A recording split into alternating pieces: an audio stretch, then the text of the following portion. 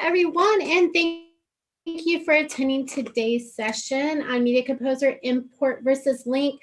We're so happy to have with us James today, who's going to be covering this, especially for those people that are doing a little more remote sessions lately. As you know, the webinar will be recorded and posted back to avid.com so you can take a look at it later. Your audio is muted if you're watching us on Zoom, and please feel free to enter questions in social. I am trying to monitor that for questions as well. If you are following us on Zoom, you can also raise your hand and submit the questions in the question field. So James has a little bit to cover today, so we're excited to have James Biddle, who's one of my favorite instructors. Oh, you're my favorite. To do the presentation for. Appreciate it. So it looks like we got people in from France and Colombia, Brazil, Argentina. Nice. Great. Welcome, everyone. We appreciate you attending. James, I do know you've got a little bit to cover, especially in this new dynamic everybody's working in. So I think it's timely for this session. So I'll go ahead and hand this over to you. Great. Thanks, everybody, for showing up. I hope a little bit of this isn't too redundant. A lot of the students I'm teaching right now, I'm teaching the difference between import and link because many of them tend to get confused about it, especially when they come out of other systems. So I'm going to talk a little bit just about the Avid language behind link and import, and actually maybe also show you a few tricks that you don't know and why you might want to choose link over import or import over link. So I'm going to go ahead and share my screen today. Let's go to desktop 2. And as you can see, I have some media that I'm already working with. Well, okay, let's use the proper language.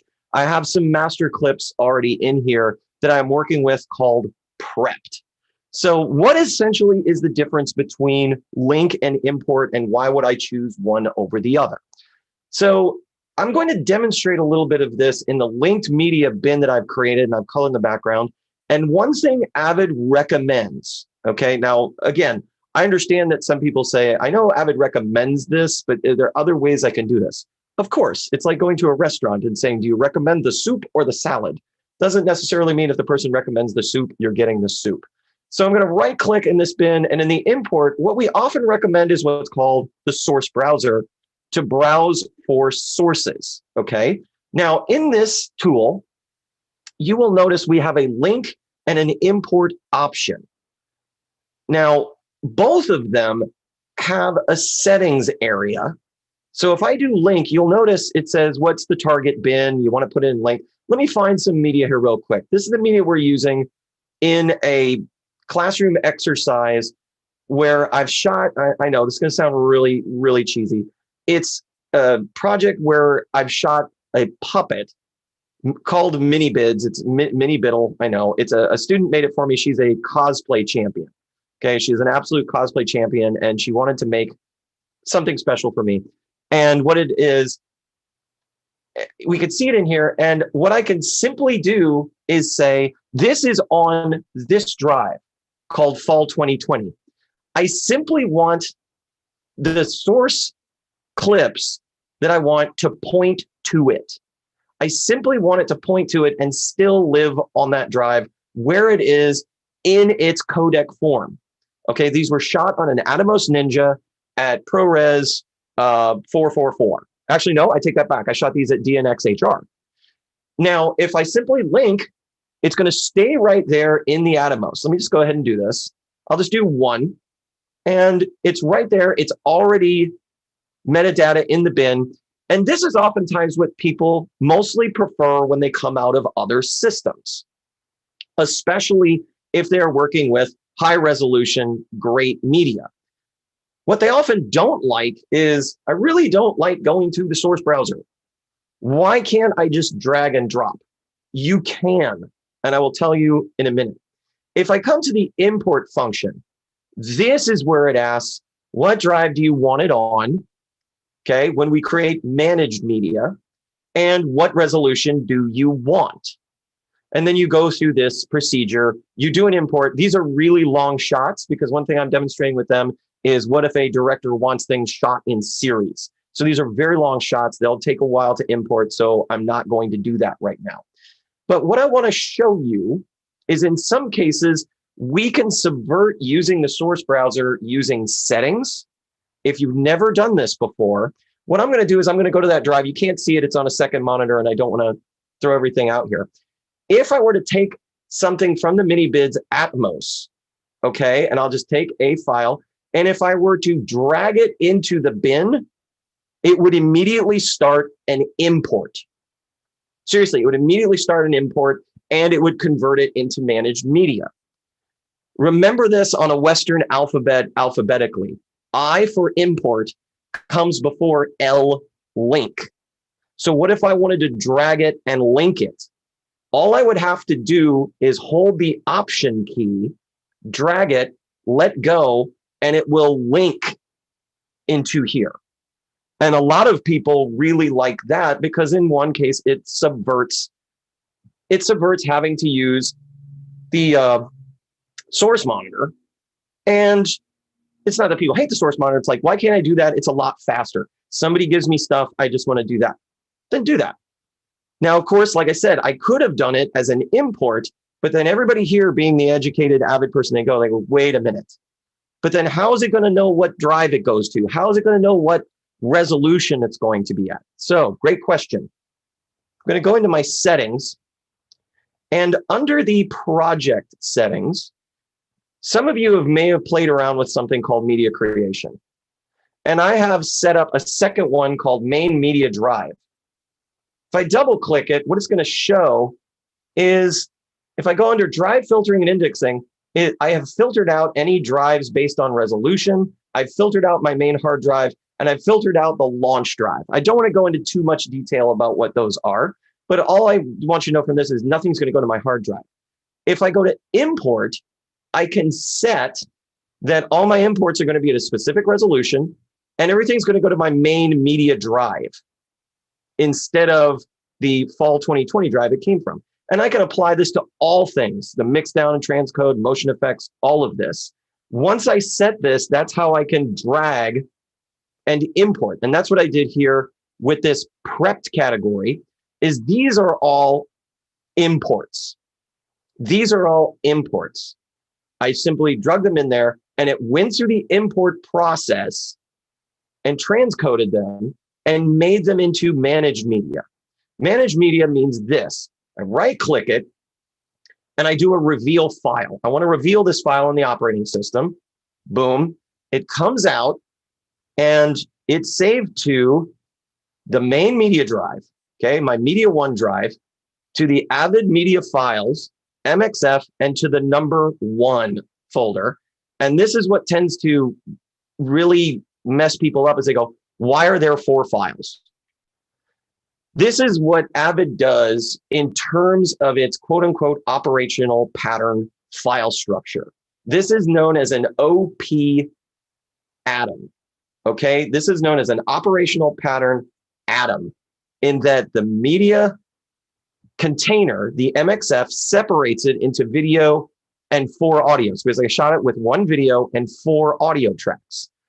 And some people say, I don't get what, atom? It's like, yeah, let me just do a quick demonstration here. This is the Niels Bohr, Science Geek, sorry, the Niels Bohr model of the atom, in that it takes a proton, a neutron, and an electron to make up a substance. So Avid uses an MXF container where things are split into separate video and separate audio, but the metadata reads it as 1 single file. Here's my last example on this. I hope some people appreciate this. I wish I had the palate and intelligence to appreciate wine, but I simply don't. I am too much of a poltroon. So this is the Prairie Bomb. It is a beer. It is one of my favorites, and it is made up of coffee, chocolate. If there's anyone from Germany, I know German beer is wonderful. I know Americans go crazy with all these weird things, and I'm sorry. So it has coffee, chocolate, vanilla beans, ancho chili peppers, and it's based on a stout. So it's a stout base. It's all in 1 container, all mixed together. So you could think of this as what they refer to in MXF files as an OP1A. It is all contained. And the MXF shell or container is more of a streaming file. And if anyone uses the Alexa camera, that's what the Alexa does, is it shoots an OP1A format. Avid's natural format would be to do the Prairie Bomb deconstructed. This is the exact same beer. 4 separate containers. This is it with just the vanilla, just the chili peppers, just the cocoa nibs, and just the coffee. And if you combine them together, you get the Prairie Bomb. I know, it's weird. It's a weird metaphor, but it works for me. So that's what Avid does in terms of an MXF file. When you create managed media, it splits it up and it does all of this. Why does that matter? Well, if you're going to be using sort of a system where you are swapping media with people, first of all, you want to know where it is. So in this case, it is in this MXF #1 container. If you need to give this to somebody, once you've actually done all of your stuff, and I did a lecture on this, I can change that to a 2 and then say, okay, here's your media, put it in there, and you can make it work. And I can show you the trick to that if anybody missed the trick last time, because some people go, well, how do I know what's in there? Well, we'll get to that in a second. So this has some direct advantages. Some of the direct advantages include that you can, the processing is a bit better. A lot of cameras shoot, MPEG-4s, things like that. And it will simply process a little bit better. In terms of what's the advantage of linked media? Well, easier to connect. In many cases, easier to reconnect.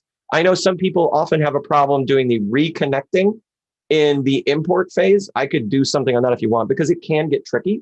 Most often with linked media, if your linked media goes offline, all you have to do is that option drag and it will reconnect. Even though it's already in here, it will option drag and reconnect anything that's been disconnected if you know where it is. The other advantage of linked comes from when people say, so I have some red footage here.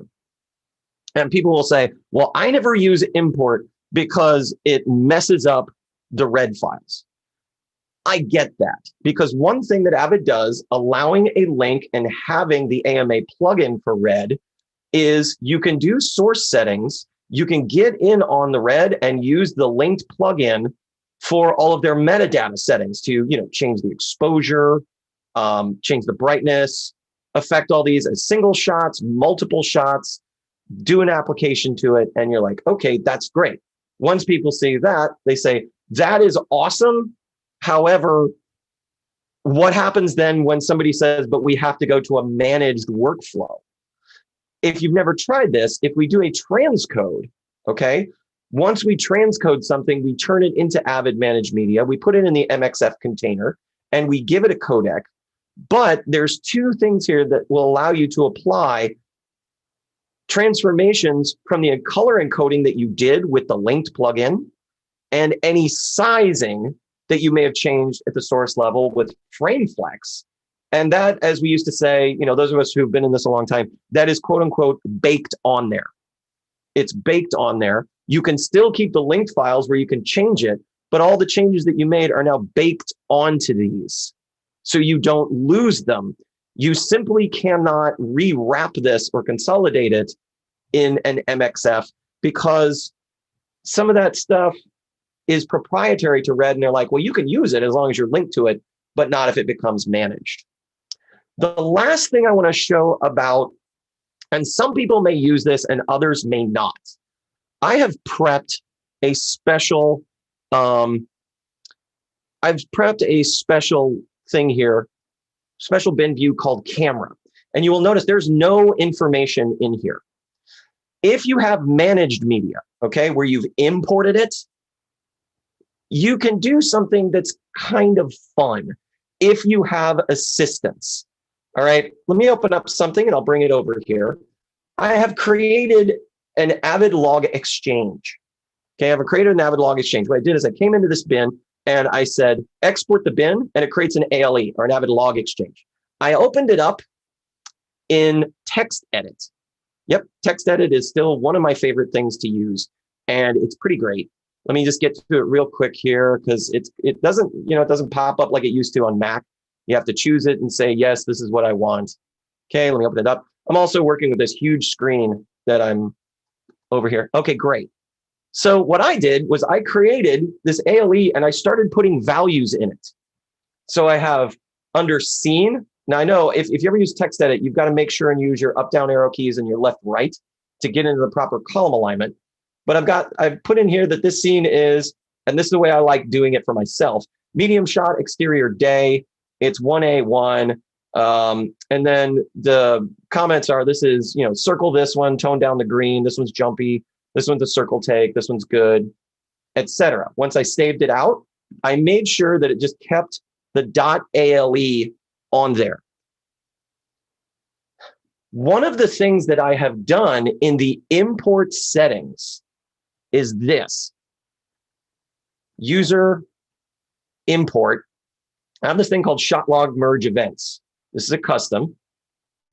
And what I did under shot log is I said merge events with known master clips. Anybody here who is remembering the days when we used to be able to capture using an Excel spreadsheet, and we could have the information just bonded onto it during the capture process? This can be a little bit exciting because a lot of us felt like, well, now that we're doing, these kind of files, it's gone. If I just take this and drag it over the bin, okay, you have chosen merge options. Okay, so I guess the merge option is off. This was working. I love it how when I do these things and it's like, I know I prepped this and yet it's not going to work for me. Why? Because I have an audience. That is why. I have an audience today. Shot log, merge with known master clips. Yep, I have that. Let me go back to it real quick. And if it doesn't work, laugh at me. Just laugh at me. Laugh at my shame. Laugh at my pain. Go ahead. You should. Not coming up, not coming up. What did I do with it? Okay. Here we go. I don't want to waste any time with this text edit. Well, let me just find it again. If anyone has any questions while I'm fumbling around looking dumb, please ask me right now. Okay. Dawn, anything that anybody wants to say to me? Aside from that, I look really stupid. Michelle? No, I'm not seeing any questions at this point. Okay, someone did ask where the old softwares were. So this thing's being a pain. It does work. I tested it. It works. Oh, look. So it added one. I think I know what happened. But yeah, it added one. So notice it added interior, wide shot, interior one, circle. I know what happened with these, and that was my fault. So you can do this where oftentimes what I will do is I will give an assistant, here, do this on this. I'm going to edit, drag it in, and it puts the information in. I know what I did. I did a bad save. Biddle did a bad thing. And so you have to consider what it is that you're going to do and what's going to be the easiest way to trade all of this. Because the other thing is, here's the trick. I'm just going to do the imported media here. I want to do the trick that most people don't know, where, with linking, you can just send a bin to somebody and do a relink with that option drag that I talked about. But some people will always say, but what about the idea that if you put something that is managed media and I send you this number 2 bin, okay? Why do I subdivide that out? Once I'm done, I did a thing about once I either do it by scenes or shooting days. When you're done with the number 1, name it number 2. And then when you start importing again, it'll put in a new number 1. A lot of people will say, well, that's great, but we can't figure out what's in there. You can't use the media tool. You can't use any of that. So what's the use of them sending me this to put into my project for a remote workflow? Well, there are two files here. These are the databases, the PMR and the MDB. If you take the one with the most M's and drag it into a bin, it shows you what's in there. It's like, there's your media. That's it. And now you can use it. So this is another type of workflow using imported media. So now you have a wide variety of choices of what you can do. And I hope this helps. I promise you the ALA thing works. I screwed up the media earlier today. I know exactly what I did, but I can prove, yes, it did do one of them. It would do the others if I hadn't have screwed it up. And that was my own fault. It's not Avid's fault, it's mine. It's always my fault. So yeah, if there are any questions or any concerns, let me know.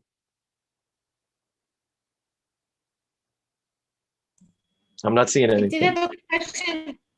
Sorry, I just had a question come in about relink. Can you quickly just show us how you did the relink? Okay, for a relink for imported. A relink for imported is very different than a relink for linked media. So if I have linked media here, and it would take me quite some time to demonstrate this properly, make it go offline. But let's say this goes offline. It goes completely offline. All I have to do to relink linked media, okay, it's on this drive. It's on this drive right here. And here it is, the mini bids media under the Atomos. All I would have to do is find the file and simply option drag it back in, and it relinks. That's the weird part. People say, well, won't it just, it'll create a new one. Nope, it will simply relink it if it is linked media. So that's why I tell people, one of the things I usually do is I do one bin where I put all of the linked media in it and then start doing clones of that. And then if it goes offline, I simply option drag the media back into there and it all reconnects. The reason why I do that is there is very much some confusion. Let me address this because people ask me about this a lot. People will say, well, we want to archive, and they use all linked media, and there's nothing wrong with that. But then what they say is, well, in order to reconnect it later, we're going to use batch re-import. And I go, oh, you don't want to do that. And they say, why? Because it'd just be a batch importing process. I said, yes, remember the Avid language. Batch re-import. And they go, okay, that's not linking. That's managed media. So if you're trying to use the batch re-import with linked media, you're going to be very upset. Because one, can it do it? Yes, but it will do it one file at a time.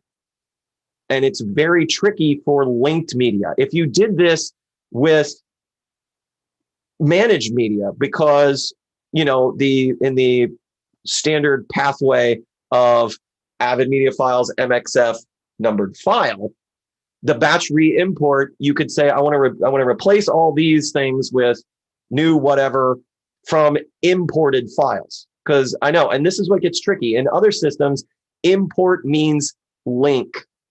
Like if you're coming out of other sites, like, well, it's just an import. Yes, but in that system, import means link.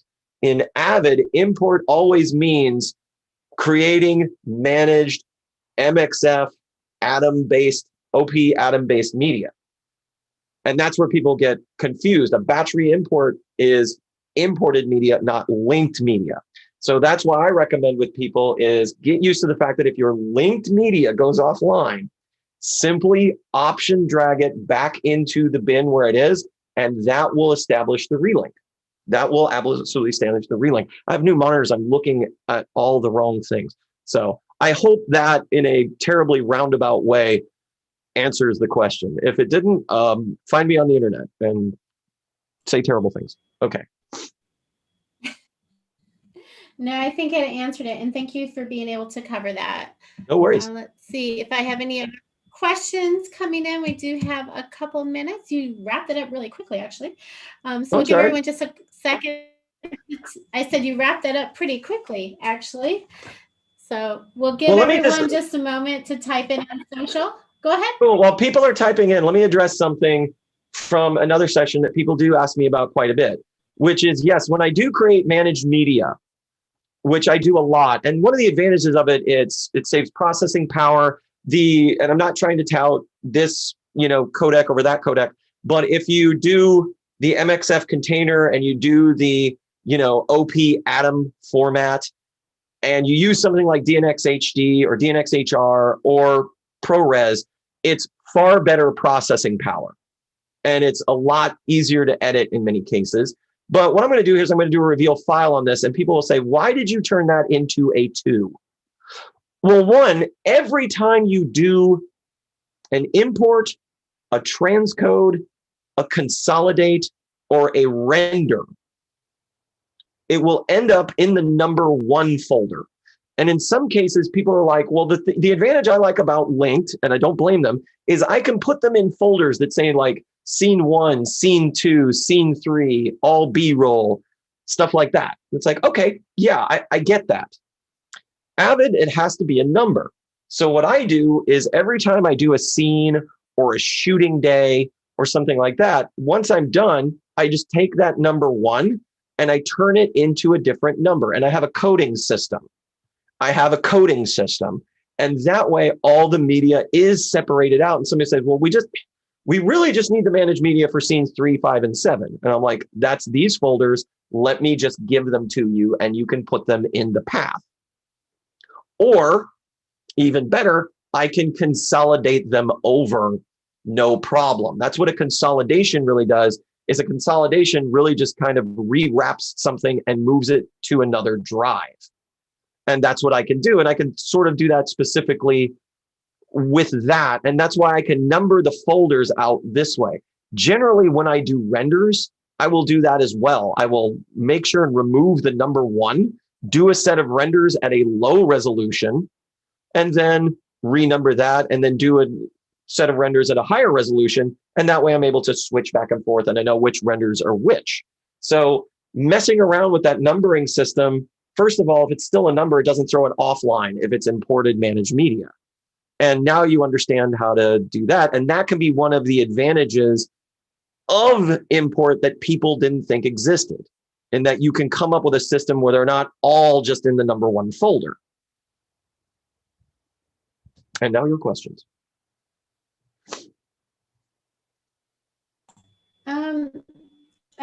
Again, the question, coming back to the relink, sorry. Yeah. I understand how to relink I understand how to relink an offline, but not a transcoded file to manage in an online workflow. Oh, okay. That one would probably take longer than I had. But let me show you something that could help, because I prepped this because a lot of people, they'll say, well, I prepped a sequence here. One thing I recommend is if you are going back and forth between things, I have created a view here in the timeline where it's showing me this one is Apple ProRes, this one is DNX HD AQ, and this one is AMA video. So I know that this one is, oh, wait a minute. Yeah, that'd be a great idea, wouldn't it? Oh boy. Wow. Okay. Well, he's lost it, folks. Okay. So I created this specific timeline view. Using the fast menu, and under clip text, I asked for clip names, I asked for source names, media file names, and clip resolutions. So that way, if I am relinking back and forth between a couple of things, this information will change. So I make sure and hit the right one. So this is not directly answering your question yet, but it is about to. I do that too, because usually what happens is people are like, well, did it relink? Is it working? Is it the right stuff? And then I created a view for it called link v import. So what you're asking about, and I realize can be a real pain, and this is why you got to keep track of what you're doing. I could click on, this is managed. So this is imported. You right click on it, and this is where you do a relink. Okay. So let me go relink, and you get the dialogue of doom. I know. So basically you simply go through this, and it's like, where is the media that you need to connect to that is the higher resolution? This is why I always recommend make sure it is on a different drive. I don't like to mix my lower resolution stuff and my higher resolution stuff on one drive if I can help it. Because the easiest trick in the book is, first of all, I could say, okay, I know the high resolution drive is on this drive, load the media databases. And then what you do is you relink to, you say the video format of the project, or you can say to a specific highest quality, to a specific quality that you know, and then do the relink, and then this information would change to what you are doing. Or you can just do the thing that we've always, and that I still do to this day. Simply remove the drive with the low resolution media, and the database will search and reconnect if that is causing you too much trouble. What I recommend is, I have a dummy project that I do not have here. I've got it at the college, and I am so very sorry that low resolution is in folder number 3. High resolution is in folder number 2. And I just practice relinking back and forth and using this view.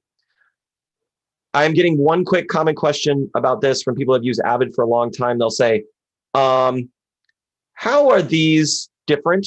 As in, usually what happens is if I make this yellow, that's still white and I can't see it. This is a setting on here that people ask me about. Under the timeline settings, timeline text color, do white and black timeline text, and then it will use the easiest one to see if you've not experimented with that. I hope that answers that question. That demonstration would take me a lot longer than I have right now. If you want to request that I set that up and bring it back and show that, I would be happy to do that. But there's a lot of like things that you want to set and things that you want to do to make that happen. I will say this, if you are going back and forth, and this is a common workflow, that maybe I'll answer this question real quick. What if you are going back and forth between imported and linked? Like you did all this stuff, but you need to go back to the linked stuff in the sequence. That is literally keep your linked on one hard drive, keep your managed on the other, and simply turn off or eject the drive, and then it will relink accordingly. That's usually the best way to do it. I hope that helps. Awesome. But I'm happy to do if people say, yeah, that was okay, but I'd like a longer thing on this relinking process. I'm happy to go through that because it does take quite an amount of time, and I get very granular with what to do on it. So yeah, and that could take up our whole day. So if it was just that and it was 20 minutes, happy to do it. Yeah.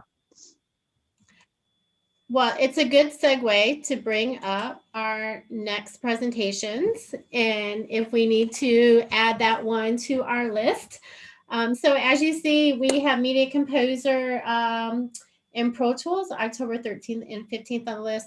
If you would like to see James do a session on that, Fabio or others that have questions on that, we would love to get it added. Let us know if it's something you would like to see. Drop us a note at liveonlinelearning@avid.com. And of course, you can go back and look at the webinars at avid.com, online learning webinars. So the calendar will hopefully be updated later today to show what's coming up for the rest of October. And James, as usual, great presentation. Always enjoy having you on. And we'll let everyone get back with their day or evening or early morning for those of you that are watching us from Asia. So thank you very much.